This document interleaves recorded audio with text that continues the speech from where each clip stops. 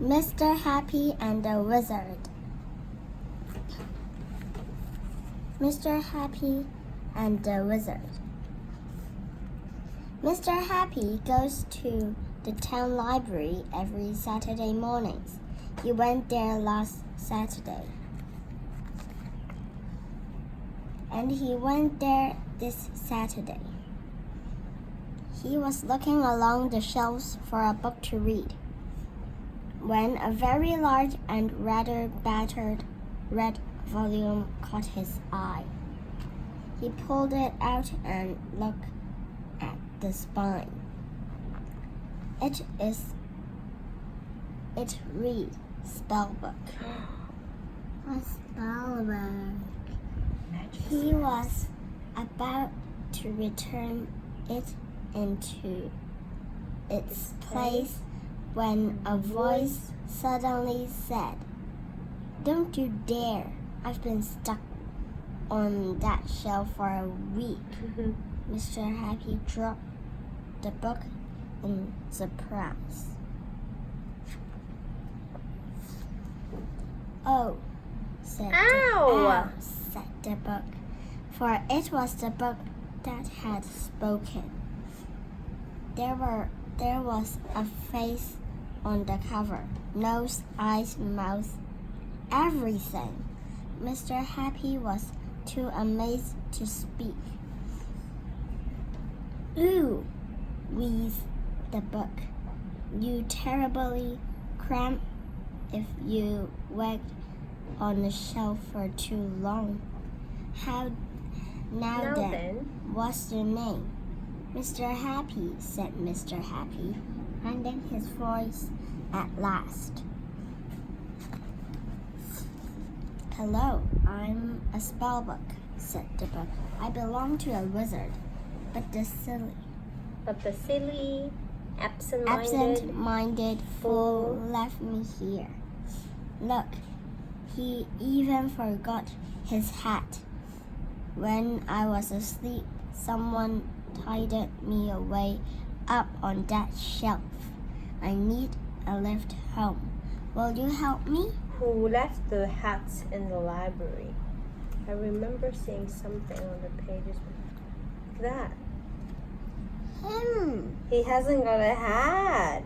Yeah, it's him. It's his hat, isn't it? Yes, and Mr. Happy agreed, and wearing the wizard's hat, with the spellbook under his arm, he set off through the countryside.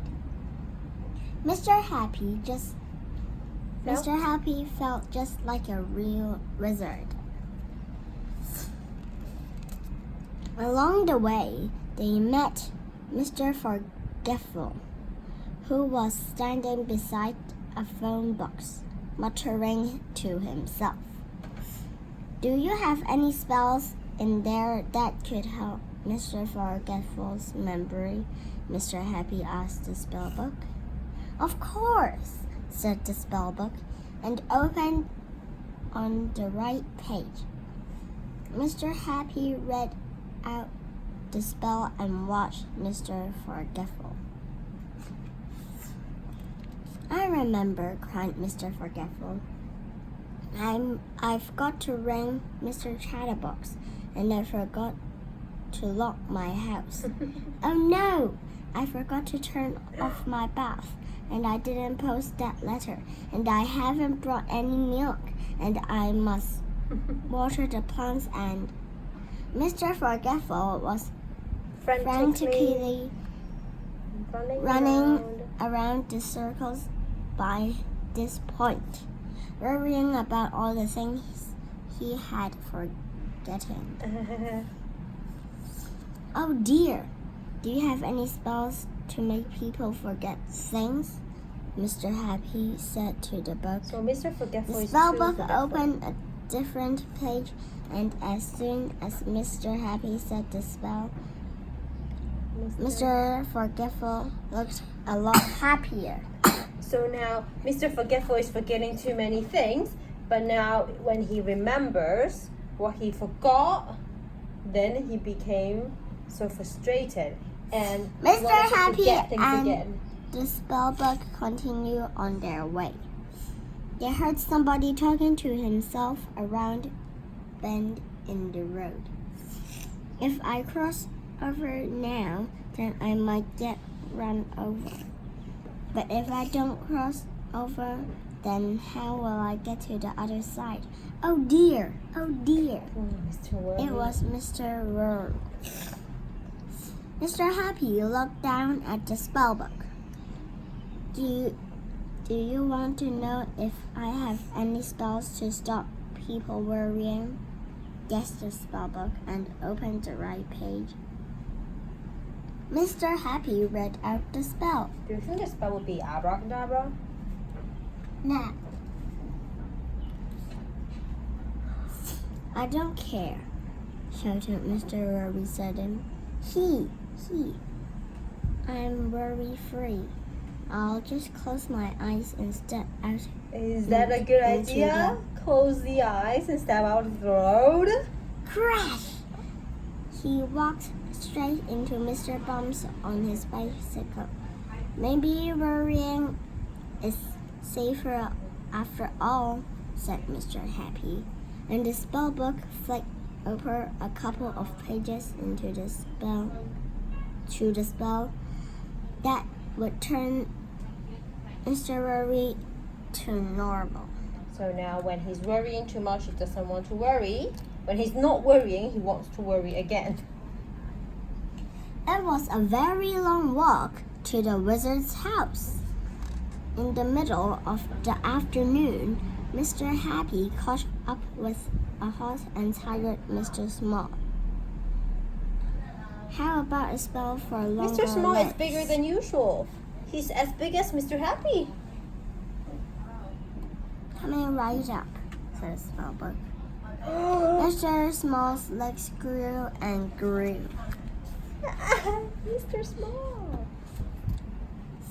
He strode off down the road at a terrific pace until he reached a tree and banged his head on a branch. The same thing happened on the second tree.